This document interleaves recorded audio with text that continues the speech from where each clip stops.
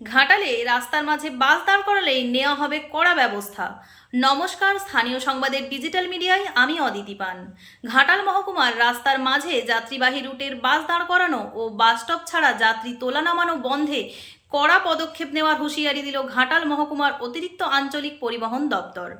বুধবার বাস মালিকদের নিয়ে আয়োজিত বৈঠকে এআরটিও সঞ্জয় হালদার জানান, বাসের ছাদে যাত্রী তোলা নিষিদ্ধ এবং ইতিমধ্যেই দুটি বাসের বিরুদ্ধে কেস দেওয়া হয়েছে।